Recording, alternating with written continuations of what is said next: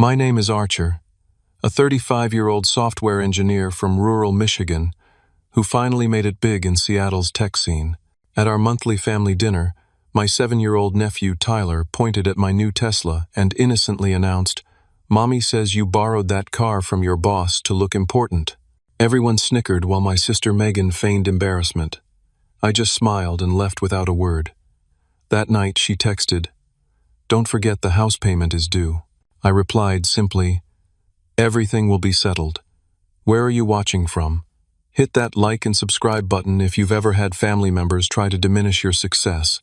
I grew up in a small farming community outside of Grand Rapids, Michigan, where everyone knew each other's business and social status was measured by the age of your pickup truck and the size of your property. My sister Megan was 5 years older than me, and despite the age gap, we were close as children. We shared a cramped bedroom in our parents' modest 2-bedroom house until I was 8, when Dad converted part of the attic into a small room for me. Those early years forged what I thought was an unbreakable bond between us. Our parents, Thomas and Eleanor, worked themselves to exhaustion trying to provide for us. Dad managed the local hardware store 6 days a week, while Mom worked as a school secretary and cleaned houses on weekends. They never complained, but the financial strain was evident in the worn furniture, the careful meal planning, and the way Christmas gifts were always practical necessities rather than the toys other kids received. These circumstances shaped Megan and me very differently. While I became determined to create financial security through education and career advancement, Megan developed a fixation on appearances and social standing. She was pretty and popular in high school, dating Brad Thompson, whose family owned the largest car dealership in the county. Everyone expected great things from Megan. She was smart, charismatic, and driven by a desire to escape our family's modest circumstances. When Megan got pregnant at 19, her college plans at Michigan State derailed. She and Brad married quickly, and with help from his parents, they settled in a small starter home just 2 miles from where we grew up. What was supposed to be a temporary situation became permanent. Brad took a position at his family's dealership, and Megan found work as a receptionist at the local insurance office. Their son, Tyler, was born 7 months after their wedding.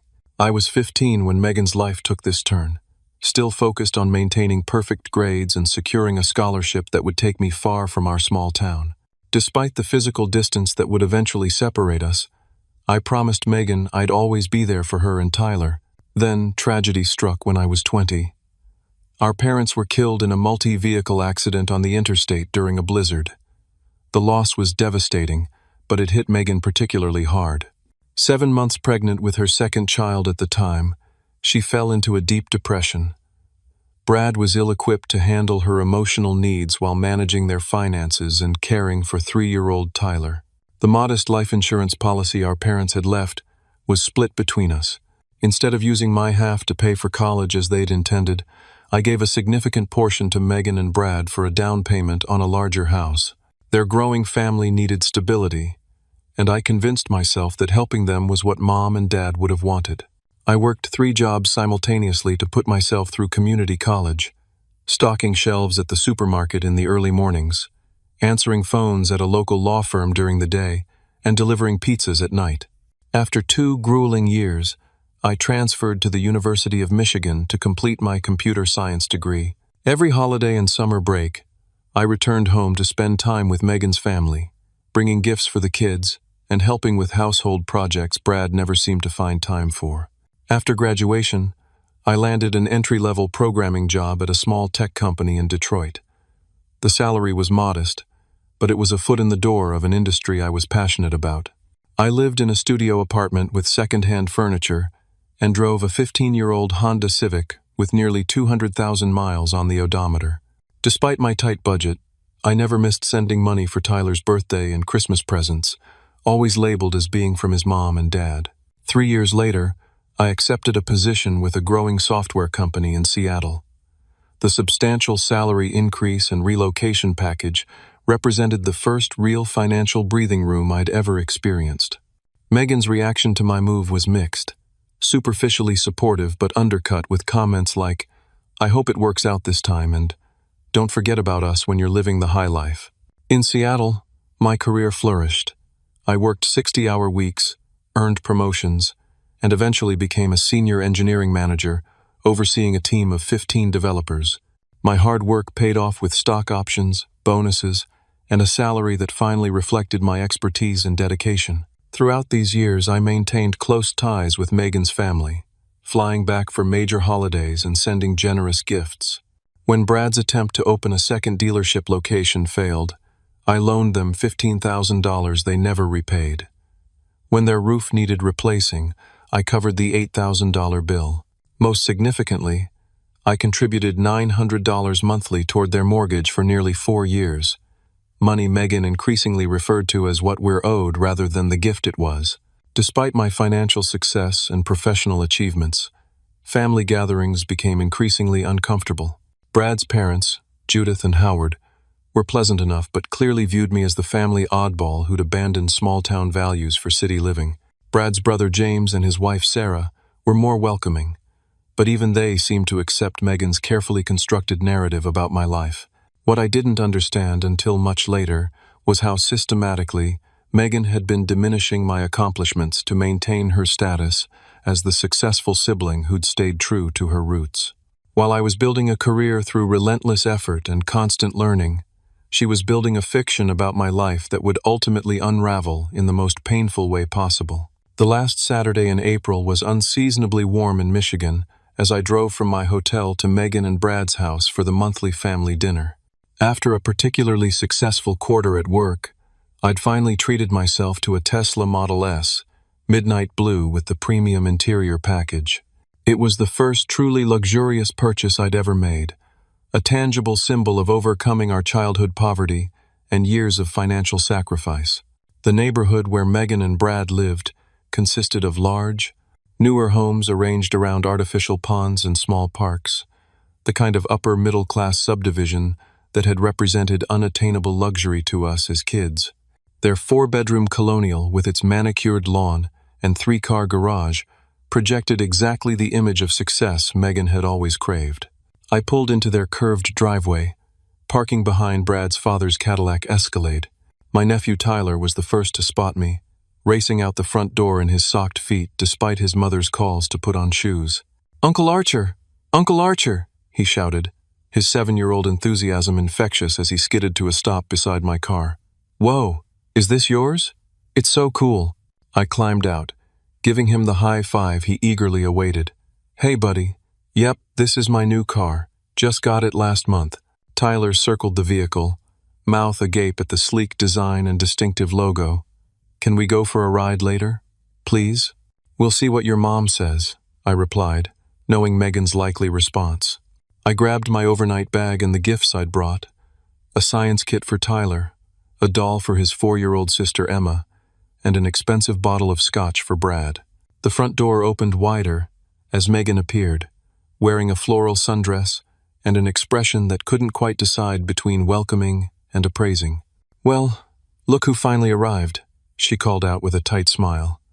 "We were beginning to think you might have gotten lost." "Flight was on time for once," I replied, climbing the porch steps to accept her brief, perfunctory hug. "Traffic from the airport wasn't bad either." "That's quite the rental car," she commented, her eyes darting to the Tesla and back to my face. "Not a rental," I corrected gently. "Finally bought something nice for myself." A flicker of something, surprise, annoyance, crossed her features before she masked it with a laugh. "Well, aren't you full of surprises? Come on in. Everyone's waiting." The house was filled with the familiar cacophony of family gathering, the baseball game blaring from the living room television, Emma's animated chatter as she played with her dolls on the floor, the clink of ice in drinks, and the aroma of Megan's signature pot roast wafting from the kitchen. Brad's parents were settled in the best spots on the sectional sofa. Howard, a heavy-set man with a permanent sunburn from golfing, raised his whiskey glass in greeting. Judith, thin and meticulously maintained with highlighted hair and carefully applied makeup, offered a cool smile. "There he is, the Seattle big shot," Brad called from the kitchen doorway, beer in hand. He'd gained weight since I'd last seen him 6 months ago, his once athletic frame now soft around the middle, his hairline receding more noticeably. "Hardly," I replied with a self-deprecating smile, having learned that humility was my best defense against their subtle digs. Just the same old me. Brad's brother James and his wife Sarah arrived moments later with their teenage daughter Zoe. Of all the extended family, they were the ones I genuinely enjoyed. James worked as an English teacher at the local high school and shared my love of science fiction. Sarah, a pediatric nurse, had a warmth and authenticity that stood in stark contrast to Megan's calculated social performance. "Archer, great to see you, man," James said, giving me a genuine hug. "How long are you in town?" "Just the weekend," I replied. "Have to be back for a big product launch on Tuesday." "Listen to him," Megan interjected with a laugh that contained no real humor. "Always so important and busy. Some things never change." I ignored the jab, having developed a thick skin over the years. We moved to the dining room where Megan had set the table with her best china and crystal, the expensive set I'd gifted them for their 10th anniversary. Emma was seated beside me, chattering about kindergarten and her dance classes. Tyler sat across from us, between his grandparents. The conversation flowed through the usual topics: local gossip, Brad's dealership sales, Howard's golf game, Judith's garden club politics, and carefully edited updates from my life in Seattle. I'd learned to share just enough about my work to be polite, without providing ammunition for Megan's subtle undermining. As we finished the main course and Megan began clearing plates for dessert, Tyler suddenly pointed toward the front window where my Tesla was visible in the driveway. "Mommy, can you explain again why Uncle Archer has that fancy car?" he asked with childlike innocence. "I forgot what you told me." The room grew quiet as all eyes turned to Megan, who froze momentarily before forcing a laugh. "Oh, Tyler, you're confused, sweetheart," she said lightly. "I just said Uncle Archer's car is very nice." But Tyler, with the persistence only a 7-year-old can muster, shook his head. "No, you told Daddy that Uncle Archer borrowed it from his boss to look important when he visits. You said his company lets employees pretend they own nice things." The silence that followed was deafening. Brad coughed uncomfortably while Howard poorly disguised a snort of laughter as a throat clearing. Judith's eyebrows rose as she exchanged glances with Sarah, whose face had flushed with second-hand embarrassment. "Kids say the darndest things," Brad finally offered, attempting to break the tension. "More wine, anyone?" But the damage was done. Around the table, I saw not shock or disbelief at this absurd claim, but knowing smiles and exchanged glances. They'd heard this narrative before. They believed it. In that moment, years of accumulated slights and dismissals crystallized into perfect clarity. My sister had been systematically undermining me to everyone, not just with subtle implications but with outright lies about my career, my character, and my success. Megan returned from the kitchen, her face a carefully constructed mask of embarrassment. "Tyler, honey, that's not exactly what Mommy said. Uncle Archer works very hard at his job. Now, who wants chocolate cake?" The swift change of subject might have worked if not for Emma's innocent follow-up. "But Mommy, you did say that. You said Uncle Archer pretends to be rich but really needs our help." Another wave of poorly concealed snickers circled the table. Brad shot Emma a warning look while Megan's face flushed red. I sat perfectly still, my expression neutral while internally processing this betrayal. I'd given them over $45,000 in the past 5 years alone. I'd sacrificed my own comfort, delayed my own life goals, all to support the sister who was now portraying me as some kind of fraud. "I think I should head out," I said quietly, folding my napkin and placing it beside my plate. "Early flight tomorrow." "Don't be ridiculous," Megan protested too quickly. "You haven't even had dessert." "Tyler and Emma, apologize to your uncle for making up stories." The children looked confused and on the verge of tears, caught in their mother's web of lies. I wouldn't allow them to be blamed. "No apology necessary," I said, smiling reassuringly at them. "Kids just repeat what they hear, not their fault at all." I stood and thanked Megan for dinner, made my polite goodbyes to everyone, and walked out to my car with dignity intact. As I backed out of the driveway, I could see them gathered at the dining room window, no doubt already dissecting what had just happened through Megan's distorted lens. 3 hours later, as I sat in my hotel room reviewing work emails, My phone buzzed with a text from Megan. "Don't forget, the house payment is due on the 1st. An extra $200 would help with Emma's dance competition fees." The audacity was breathtaking. After allowing her family to laugh at me, after teaching her children to disrespect me, she still expected financial support. I stared at the message for a long time before typing my response. "Everything will be settled." She couldn't possibly understand the full meaning behind those 4 words. But she would, very soon. As I lay awake in my hotel room that night, memories of Megan's betrayals played through my mind like scenes from a disturbing movie. What had happened at dinner wasn't an isolated incident, but the culmination of years of systematic undermining. The first notable instance occurred when I landed my programming job in Detroit. At a family barbecue, I overheard Megan telling our elderly Aunt Patricia that I was just playing with computers all day. When Aunt Patricia expressed confusion about what that entailed, Megan laughed and said, "Honestly, I don't think anyone knows what he actually does.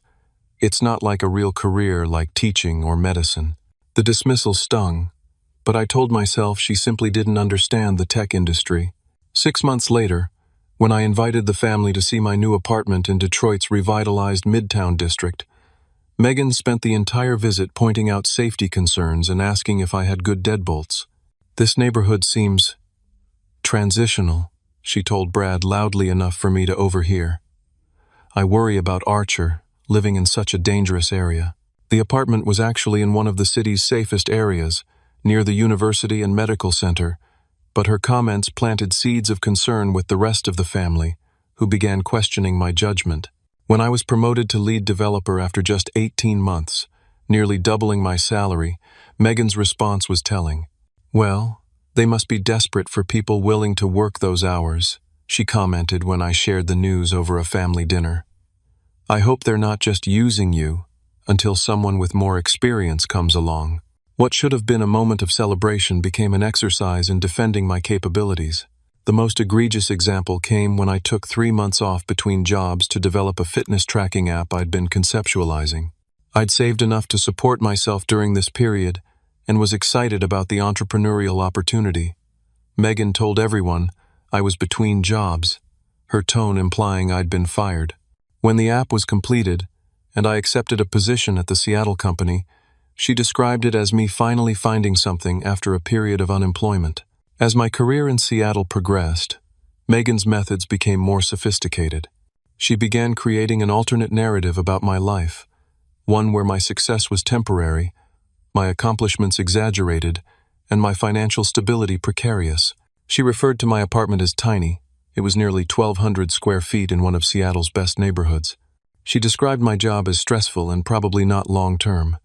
I'd been with the same company for 6 years with regular promotions. Most insidiously, she began suggesting to family members that I was struggling financially despite appearances. When I sent Tyler an expensive gaming system for Christmas, she told her in-laws that I'd charged it to credit cards I couldn't afford. When I paid for everyone's dinner at an upscale restaurant during a previous visit, she later told James and Sarah that I'd been showing off beyond my means. What I didn't discover until later was that Megan had been systematically lying about our financial relationship as well.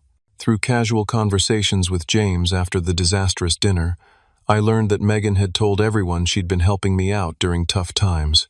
The $45,000 I'd contributed to their house payments over 4 years?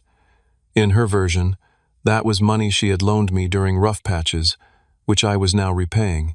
The $15,000 I'd given for Brad's failed business expansion? Megan claimed that was money they had inherited from our parents that I had borrowed when I moved to Seattle and was slowly returning. The $8,000 for their roof? A generous gift from them when I couldn't afford to fix plumbing in my apartment. Each revelation was more painful than the last. The question that haunted me wasn't why Megan would construct such elaborate lies, but why I had allowed myself to be exploited for so long. The financial support I'd provided wasn't just generous, it was excessive to the point of self-sabotage. While making their house payments, I'd delayed buying my own home. While funding Brad's business venture, I'd postponed investing in my retirement accounts. While covering their emergencies, I'd worked overtime and sacrificed my own comfort. The psychological toll was even greater than the financial one. For years, I'd endured subtle jabs and dismissive comments, always making excuses for Megan's behavior. She doesn't understand my industry. She's insecure about her own choices. She's under pressure from Brad's status-conscious family. Each time I visited, I observed how Megan worked to maintain her image as the successful sibling who had stayed true to their hometown values, while I was portrayed as the somewhat pathetic outsider who had sacrificed personal connections for a precarious career in a distant city. The more I reflected, the more I recognized the sophisticated manipulation at work. Megan would praise me in one breath. Archer is so smart with computers, and undermine me in the next, though I worry all those hours staring at screens is why he can't maintain relationships. She would thank me for gifts to her children, then imply to others that they were an attempt to buy affection I couldn't earn naturally. Most painful was the realization that I'd enabled this treatment through my own desire to maintain family harmony. After losing our parents, Megan and her children represented my only real family connection. I tolerated the disrespect, absorbed the financial burden, and swallowed my pride, all to preserve a relationship that, in reality, existed only on her exploitative terms. The incident with Tyler pointing at my car was simply the most public manifestation of a pattern that had existed for nearly a decade. The snickers around the dinner table confirmed what I'd suspected, but been unwilling to face. Everyone in Megan's circle had accepted her fictional narrative about my life. My own accomplishments had been twisted into a story that diminished rather than celebrated my success. As dawn broke over the hotel parking lot, I made a decision. The pattern would end now. No more money, no more silent acceptance of disrespect, no more allowing Megan's insecurity to define my relationship with my niece and nephew. It was time for the truth, delivered not with anger, but with the calm certainty of someone who finally recognizes their own worth. The morning after the disastrous dinner, I sat in my hotel room with a cup of mediocre coffee, watching the sunrise and formulating a plan. My first instinct had been emotional. Cut ties completely, walk away, never look back. But that approach would only reinforce whatever narrative Megan would inevitably construct about my departure from their lives. I needed to be strategic, methodical, and above all, factual in my response. I opened my laptop and began creating a spreadsheet documenting every financial contribution I'd made to Megan and Brad over the years. Bank transfers for their mortgage payments, 81 of them at $900 each. The $15,000 wire transfer for Brad's business venture, the $8,000 check for their roof repair, countless smaller expenses, birthdays, Christmas gifts, Tyler's baseball equipment, Emma's dance lessons, the family vacation to Disney World. I'd largely funded, but been unable to attend due to work commitments. The total was staggering, nearly $73,000 over 8 years. Not loans, not investments, gifts I'd never expected to be repaid. Money given out of love and familial obligation, transformed by Megan's lies into evidence of my dependence rather than my generosity. Next, I pulled up my employment history, offer letters, promotion announcements, performance reviews, stock option grants, documentation of my actual career trajectory rather than Megan's fictional account of it. I downloaded statements showing my investment portfolio, retirement accounts, and the recent purchase agreement for my Tesla, all paid in full, no financing involved. While compiling these materials, I noticed a new email from Brad's brother James. "Hey, sorry about last night. Can we talk before you leave town?" I suggested meeting for breakfast at my hotel. An hour later, James arrived looking uncomfortable, but determined. "That was pretty awful," he said after ordering coffee. "Sarah and I were talking about it all night. We had no idea Megan had been, well, saying those things about you." "How long has it been going on?" I asked quietly. James sighed, running a hand through his thinning hair. "Years, I guess. At first, it was just little comments about how you were struggling to find your footing in Seattle. Then gradually, it evolved into this whole narrative about how she was helping support you while you tried to establish yourself. And you believed her?" His expression was pained. "I should have questioned it more. The stories never quite aligned with what I could see of your life, but Megan was always so convincing. She'd show us texts from you thanking her for help, talk about how you called her for advice on financial matters. Those texts were thanking her for forwarding my mail, I explained. The financial discussions were me offering to help them, not the other way around. James nodded slowly. I'm starting to see that now. Look, Archer, I feel terrible. What can I do to help fix this? His sincerity was touching, but the situation required more than one ally's support. Just tell the truth if it comes up, I replied. I'm going to address this directly. After James left, I called Dr. Rivera, the therapist I'd been seeing in Seattle, to work through lingering grief about our parents and navigate the complexities of my relationship with Megan. This was bound to happen eventually, Dr. Rivera said after I recounted the dinner incident. What's important now is that you establish clear boundaries while taking care of your emotional health. I'm planning to confront her, I explained. Not emotionally, but with documentation of everything. The money, my career, all of it. That approach makes sense, but prepare yourself for defensive reactions, he cautioned. People who've created false narratives often respond to truth with even more elaborate deceptions. The key is to remain grounded in facts, while accepting that some relationships may be permanently altered by this confrontation. Next, I called Jessica, my financial advisor in Seattle. I've been telling you for years that your support of your sister's family was excessive, she reminded me. From a purely financial perspective, ending these payments is long overdue. That money should be going toward your own goals, the home purchase you've been planning, the startup idea you've been developing. I know, I acknowledged. Family obligations are complicated. They are, she agreed. But financial boundaries are part of healthy family dynamics. I'm sending you a summary of what those contributions would have amounted to if invested over the same period. Seeing the opportunity cost might strengthen your resolve. The document she sent was sobering. Had I invested that $73,000 rather than giving it to Megan and Brad, it would have grown to nearly $110,000 given market performance over the same period. My next call was to my boss, Catherine, explaining that I needed to extend my time in Michigan by 2 days to handle a family matter. Take whatever time you need, she said. The team has the launch under control. Family comes first. The irony of her statement wasn't lost on me. I'd been putting family first for years, just not in a way that served either Megan or myself in the long run. By enabling her behavior, I'd become complicit in it. By mid-afternoon, I had formulated a comprehensive plan. Rather than an emotional confrontation or public exposure, I would request a family meeting with everyone who had been present at dinner. I would present the facts calmly and clearly, then establish new boundaries moving forward. I spent the rest of the day preparing for various scenarios. If Megan denied everything, I had documentation. If she became emotional, I would remain calm. If Brad became confrontational, I would redirect to facts rather than engaging with anger. My goal wasn't to punish or embarrass them, but to end the cycle of deception and exploitation. That evening I texted Megan, "We need to have a family meeting tomorrow. Everyone who was at dinner should be there. I'll come by at 2. Her response was immediate and defensive. "What's this about?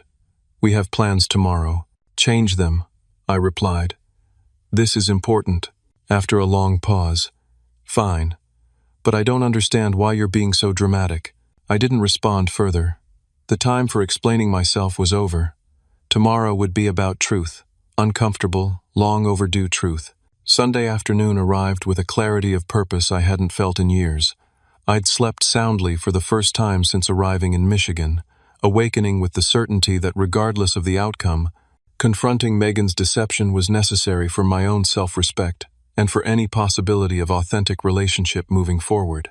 I dressed deliberately in a casual but professional manner, dark jeans, a light blue button-down shirt, and the watch our father had left me. Nothing flashy that could reinforce Megan's narrative of me showing off, but nothing that undermined the success I'd legitimately earned. The weather had turned, with a steady spring rain replacing yesterday's sunshine, fitting for the conversation ahead. I arrived at Megan and Brad's house precisely at 2 o'clock, carrying a leather portfolio containing printouts of all the documentation I'd compiled. Megan opened the door before I could ring the bell, her expression a mixture of annoyance and apprehension. She'd clearly put effort into her appearance, hair freshly styled, makeup carefully applied, dressed in an expensive-looking sweater and jeans that projected casual affluence. "I still don't understand why this couldn't wait until your next visit," she said by way of greeting, stepping aside to let me enter. "You've completely disrupted our Sunday." "Some things shouldn't wait," I replied evenly. "Is everyone here?" She nodded reluctantly. "In the living room. The kids are at Brad's parents' house." The arrangement of people in the living room spoke volumes. Brad sat in what was clearly his usual armchair, positioned slightly apart from his parents on the sofa. James and Sarah had taken seats at the far end of the room, their body language suggesting discomfort with the situation. All conversation stopped as I entered. "Thank you all for making time for this," I began, remaining standing as Megan took a seat beside Brad. "I know it's unexpected, but after what happened at dinner last night, there are some things that need to be clarified." "If this is about what Tyler said," Megan interjected quickly, "we've already explained to him that he misunderstood. Children exaggerate. You know how it is." "This isn't just about Tyler," I replied calmly. "It's about a pattern that's been going on for years, one that I've allowed to continue for too long." I opened my portfolio and removed the first document, a summary of all financial contributions I'd made to Megan and Brad's household. "For the past 8 years, I've provided significant financial support to Megan and Brad," I explained, handing copies of the summary to everyone in the room. "Nearly $73,000 in total, including 81 monthly mortgage payments of $900 each." Brad's father Howard looked up sharply from the paper, his expression transitioning from dismissive to attentive. "What's this about, Megan?"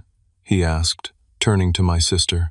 "It's not what it looks like," Megan replied, her voice rising slightly. "Archer's always been generous with gifts, but he's making it sound like we've been taking advantage."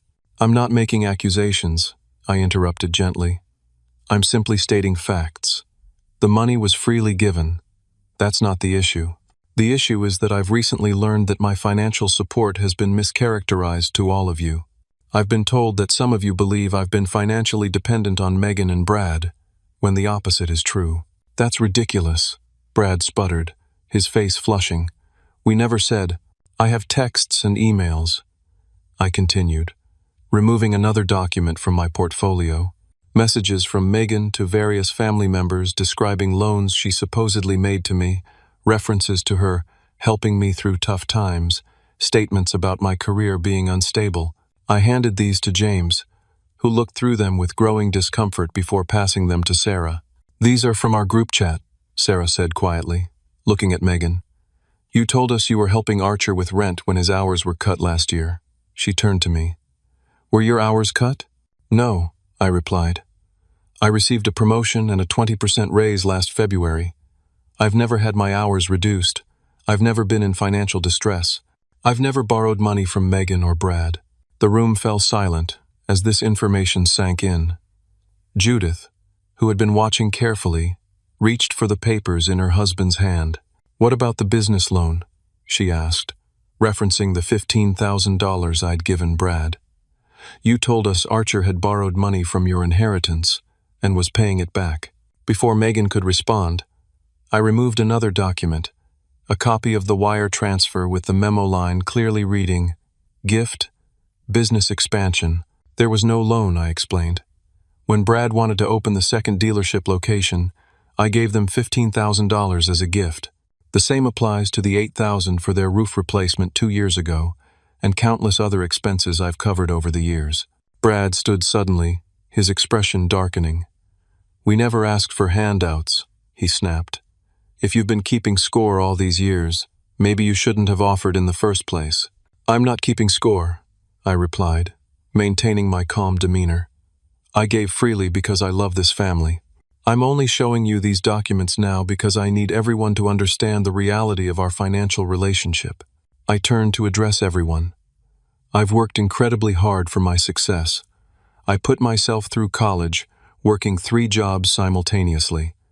I've earned every promotion through dedication and skill. The Tesla in the driveway is mine, purchased outright with cash from my recent performance bonus. I'm not showing off or pretending to be something I'm not." Megan had been growing increasingly agitated, and now she stood, tears welling in her eyes. "So this is what it's about? You want to humiliate me in front of everyone because your feelings were hurt? Because a 7-year-old said something silly at dinner?" "No," I said softly. "This is about truth. For years you've created a fictional narrative about my life, one where I'm struggling, pretending, or somehow less successful than I actually am. You've told your children, your in-laws, and even our mutual friends that I borrow cars to impress people, that I live beyond my means, that I need your financial support. None of that is true, and it needs to stop." "Why would she do that?" Howard asked, looking genuinely confused. James cleared his throat. "I think I understand," he said carefully. "If Archer was struggling, it would be easier to explain why Megan and Brad needed his financial help while simultaneously dismissing his life choices. It can't be both ways. Either he's successful enough to provide substantial support, or he's failing and needs their help. The narrative has to be consistent." Megan collapsed back into her seat, tears now flowing freely. "You don't understand what it's like," she said, her voice breaking. "You left. You went to college, built a fancy career, moved to a glamorous city. Do you know what happened to me? I got pregnant, married young, and stayed in the same town doing the same things with the same people forever. I never judged your choices," I replied gently. "You didn't have to," she cried. "Your life judges mine every day. Every promotion, every trip you take, every success you have, reminds me of everything I gave up. And yes, I've been jealous and resentful. Is that what you want me to admit?" Brad moved to her side, placing a hand on her shoulder that she immediately shrugged off. "And you," she turned on him, "you were happy enough to take his money while laughing behind his back about how he thinks he's better than us. You encouraged me." Brad's face reddened. "That's not fair, Megan. You're the one who told everyone he was struggling. You're the one who said his job wasn't secure. I just went along with what you told me." The room descended into uncomfortable silence as the extent of the deception became clear to everyone. Judith looked between her son and daughter-in-law with an expression of growing disappointment. Howard stared at his hands. James and Sarah exchanged glances that communicated their discomfort. "I didn't come here to create division or place blame," I said finally. "I came to establish truth and set boundaries moving forward. I won't be contributing to your mortgage or other expenses anymore. Not because I'm angry, but because it's created an unhealthy dynamic between us." "So you're cutting us off completely?" Megan asked, a note of panic entering her voice. "Just like that?" "I'm ending financial support that's been misrepresented and taken for granted," I clarified. "I'm still your brother. I still want to be part of Tyler and Emma's lives. But moving forward, our relationship needs to be based on mutual respect and honesty." "And if we need help?" Brad asked, his tone somewhere between defensive and concerned. "Then we can discuss it openly and honestly," I replied. "But no more monthly payments. No more expecting me to cover emergencies or extras without acknowledgement. And absolutely no more diminishing my career or success to make yourselves feel better." I gathered my documents, returning them to the portfolio. "I'll be leaving for Seattle tomorrow morning. I've said what I needed to say. What happens next is up to all of you." As I turned to leave, James stood. "I'll walk you out." In the foyer, away from the others, he spoke quietly. That took courage. For what it's worth, Sarah and I should have questioned Megan's stories more carefully. The inconsistencies were there if we'd been paying attention. "It's not your responsibility," I assured him. "We all believed what we wanted to believe." "What now?" he asked. "Will you cut contact completely?" I shook my head. "That's not what I want. But real relationships can't be built on lies and manipulation. The ball is in their court now." As I drove away from the house, a complex mixture of emotions washed over me. Relief at having finally spoken my truth, sadness for the pain it had caused, uncertainty about what would remain of my relationship with my sister and her family. But beneath it all was a foundation of self-respect that had been missing for too long. The immediate aftermath of the confrontation unfolded in ways both expected and surprising. I returned to my hotel room emotionally drained, but with the clarity that comes from finally addressing long-suppressed truths. I ordered room service, answered some work emails, and tried to process the events of the day. Around 8 that evening, my phone buzzed with a text from Megan. "You've always been so judgmental. I hope you're satisfied with yourself for destroying this family." I didn't respond. Classic projection, accusing me of the very thing she had done through years of deception. Dr. Rivera had warned me about this defensive reaction, and engaging would only fuel the fire. 15 minutes later, Brad called. When I answered, his voice was tight with controlled anger. "You could have addressed this privately with us," he said without preamble. "Did you have to embarrass Megan in front of my entire family?" "The deception wasn't private," I replied calmly. "The narrative about me was shared with everyone. The correction needed to be equally comprehensive. My parents are questioning everything now," he continued. "Dad's talking about financial responsibility, and Mom's asking how we could have accepted so much money from you while—" He trailed off. "While what?" I prompted. A heavy sigh came through the line. "While saying the things we said. Look, I know how it appears, but you have to understand Megan's position. She's built her whole identity around being successful here, being the one who made the right choices. Your success threatens that narrative." "My success is the result of my choices and hard work," I pointed out. "It doesn't diminish hers unless she allows it to." "Easy for you to say," he muttered. "Anyway, I didn't call to argue. I wanted to ask about the mortgage payment. Were you serious about stopping it completely? We've built our budget around that money." The audacity was still breathtaking. "Yes, I was serious. You've had 81 payments from me. That's $72,900 toward a house I don't live in. It's more than enough. We can't just adjust our budget overnight," he protested. "At least give us a few months to—" "No," I interrupted firmly. "The payments stop now. You make a good living at the dealership, Brad. You and Megan need to live within your means." The line went silent for several seconds before he responded with a cold, "Fine. Don't expect to see much of the kids then." The threat hit its intended target.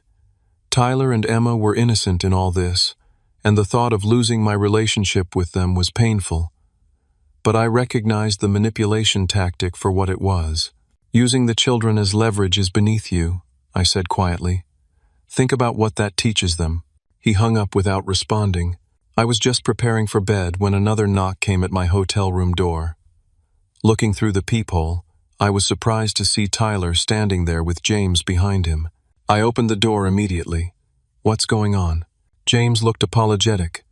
"Tyler overheard some of the conversation after you left. He was really upset and insisted on seeing you. I hope that's okay. I texted Megan that he's with me." Tyler launched himself at me in a fierce hug. "I'm sorry, Uncle Archer. I didn't mean to make everyone mad." I knelt to his level, returning the hug. "Hey, buddy, you didn't do anything wrong. Grown-ups sometimes have complicated disagreements that have nothing to do with you."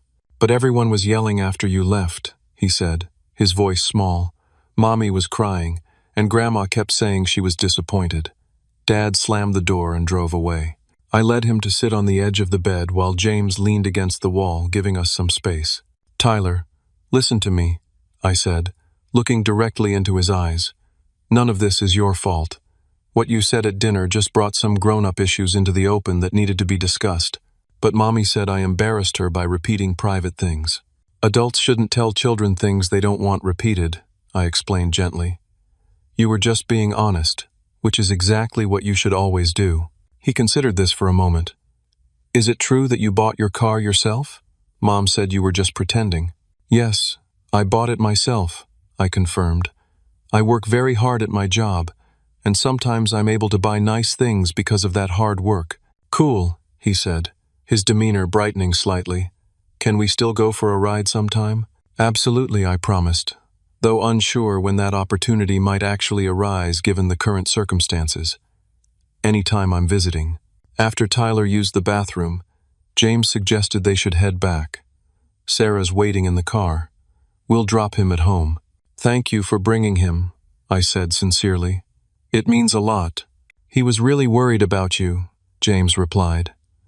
"And for what it's worth, Sarah and I talked with Howard and Judith after you left. They're processing a lot. This has been quite a revelation for them about Megan and Brad. After they left, I received a message from Sarah. James told me about Tyler's visit. Hope that was okay. Just wanted you to know we're here for you. This family stuff is messy, but you did the right thing. Let's stay in touch. Her support was unexpected but deeply appreciated. Perhaps something positive could emerge from this painful situation. Authentic relationships with family members who valued truth and respect. Around midnight, my phone rang again. Megan's name appeared on the screen. Against my better judgment, I answered. "How dare you fill Tyler's head with your version of events?" she began, her words slightly slurred, suggesting she'd been drinking. "He came home talking about how adults shouldn't tell kids to keep secrets, and how you really did buy your fancy car." "That's hardly a controversial statement, Megan," I replied wearily. "I did buy my own car, and adults shouldn't put children in the middle of their issues." "You've turned everyone against me," she continued, her tone shifting from angry to tearful. "My in-laws think I'm some kind of manipulative liar. Brad's barely speaking to me. Even James and Sarah are being weird." "I simply told the truth," I said. "If that's turned people against you, perhaps you should consider why." "You've always been so perfect," she spat, anger returning. "Perfect grades, perfect career, perfect life. Some of us make mistakes, Archer. Some of us have regrets. We can't all be as flawless as you." "I've never claimed to be perfect," I said quietly. "I've just worked hard and made different choices. And now you're punishing me for mine by cutting us off financially," she accused. "I'm ending an unhealthy pattern," I corrected. "That's not punishment. It's a boundary." The conversation continued in this circular pattern for several minutes, Megan alternating between angry accusations, tearful pleas, and attempts at manipulation. I maintained my calm, repeating my position without engaging with her emotional tactics. Finally, exhausted by the exchange, I ended the call with a simple, "I love you, Megan, but this conversation isn't productive. We can talk again when you're ready to discuss things honestly." The next morning, as I prepared to check out of the hotel, I received a text from Brad's father, Howard. "I owe you an apology. Had no idea about the financial situation. Inappropriate comments were made based on false information. Would like to speak when you have time." I called him from the airport while waiting for my flight. Our conversation was brief but significant.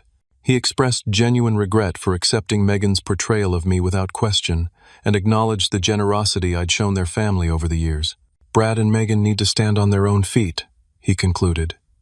"Judith and I enabled them too, in different ways. Perhaps this is the wake-up call they needed."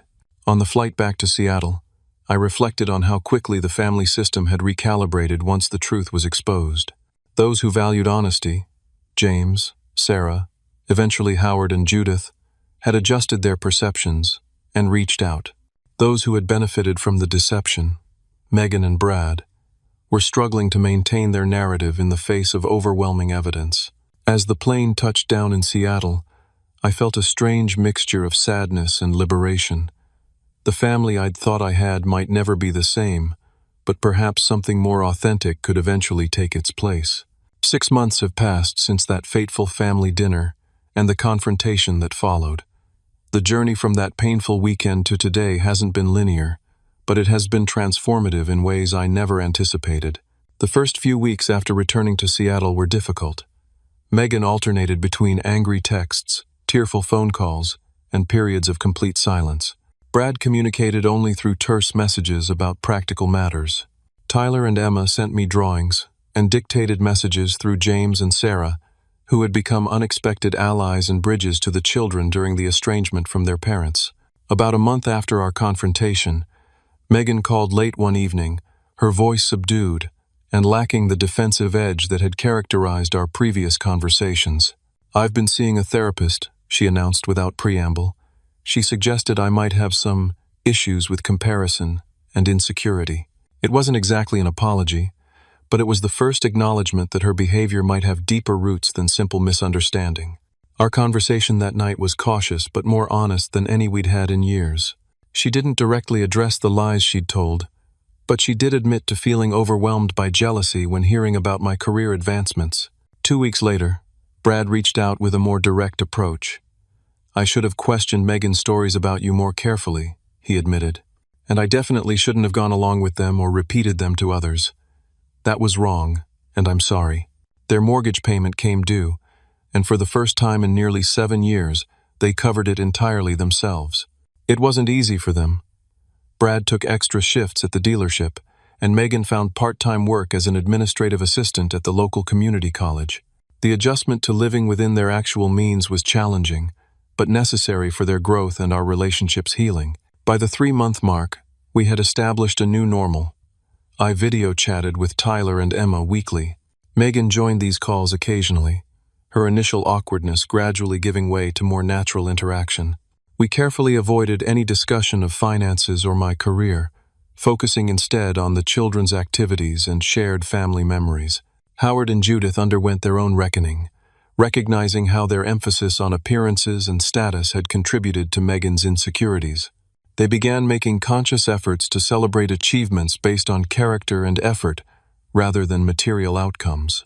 Howard even called me specifically to proudly report that he'd congratulated Tyler on improving his reading skills rather than on winning a baseball game, a small but significant shift in his value system. My relationships with James and Sarah deepened considerably. What had been casual, holiday-only connections evolved into genuine friendship. They visited Seattle for a long weekend in August, and I showed them around the city I'd grown to love. Without Megan's distorted lens coloring their perception, they saw my life as it truly was, not extravagant or showy, but comfortable, fulfilling, and earned through consistent effort. The most profound changes, however, happened within me. Through continued work with Dr. Rivera, I examined the patterns that had allowed me to become entangled in such an unhealthy dynamic for so long.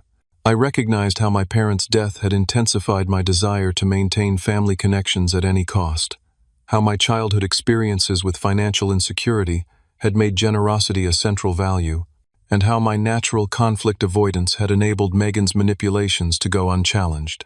I learned to establish healthy boundaries, not just with Megan, but in all my relationships. I practiced saying no without guilt and expressing my needs directly, rather than hoping others would intuit them. I began to see how my professional success had become a form of validation, driving me to work excessive hours and sacrifice personal relationships for career advancement.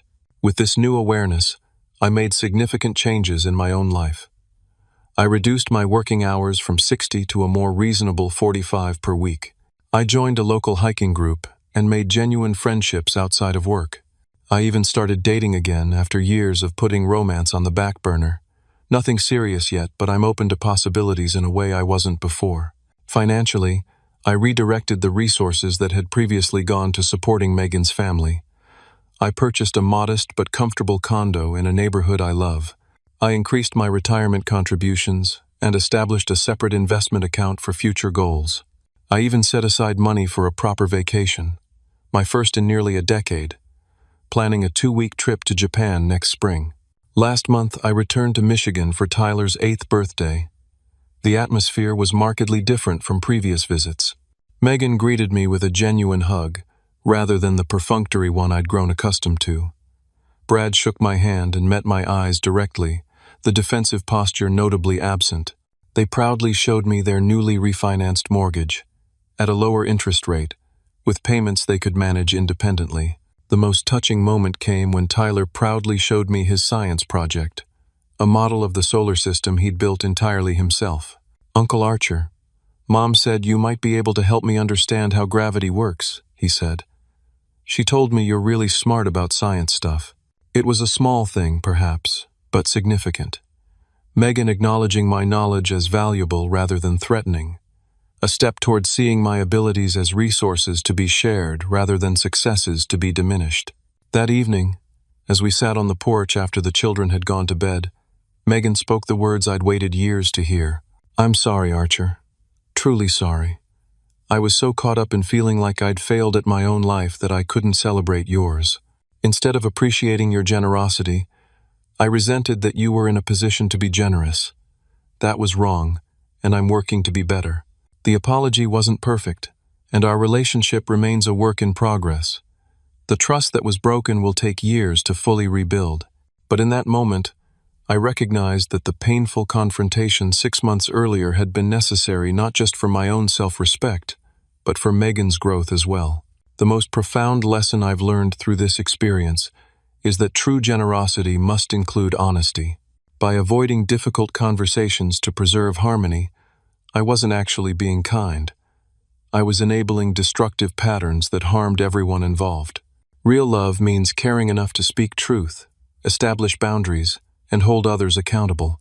I've also learned that our worth isn't determined by how much we sacrifice for others, but by how authentically we live our values. My desire to help my sister was genuine, but my approach was flawed. True support empowers others rather than creating dependency. Today, I maintain my boundaries while keeping my heart open. I contribute to my niece and nephew's college funds rather than their parents' mortgage. I share my professional knowledge freely but no longer apologize for my success. I offer emotional support without financial bailouts. It's a healthier balance for everyone. If you're struggling with family members who diminish your achievements or take advantage of your generosity, remember that establishing boundaries isn't selfish. It's necessary for authentic relationships. Sometimes the greatest gift you can give someone is the opportunity to stand on their own feet and face reality honestly. Have you ever had to confront uncomfortable truths in your family? How did you handle it? Share your experience in the comments below. If this story resonated with you, please hit the like button and subscribe to hear more stories about navigating complex family dynamics with integrity and compassion. Thank you for listening, and remember, the relationships that survive truth are the only ones worth keeping.